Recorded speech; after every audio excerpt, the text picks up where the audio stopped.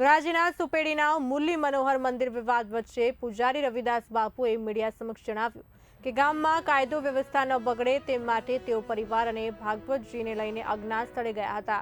તેમણે કહ્યું કે ભાગવતજીના અપમાનને સહન કરી શકાય નહીં, તેથી હવે પરિવાર સાથે ફરી મંદિર પરત ફરી રહ્યા છે।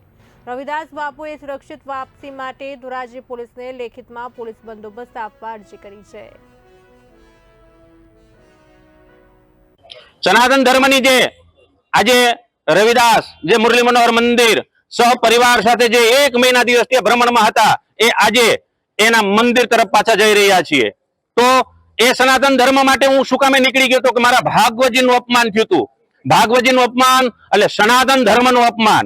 આ અપમાન સહન ન થતા હું મારા પરિવાર સાથે 1 મહિના દિવસથી ભ્રમણમાં એટલે કે આ સનાતન બચાવવા માટે અને સુલહ અને શાંતિ જળવાય એ માટે હતો, પણ હવે પાણી માથા ઉપરથી વહી ગયું છે, એટલા માટે હવે મારા પરિવારને લઈ અને મારા મંદિર તરફ જઈ રહ્યો છું। તો હવે પછી કાંઈ પણ જવાબદારી કાંઈ પણ મારા પરિવાર કે મારી ઉપર થશે તો આ સંપૂર્ણ જવાબદારી મેં અત્યારે પોલીસ સ્ટેશનમાં પણ એક રૂબરૂ લેખિત અરજી આપેલી છે।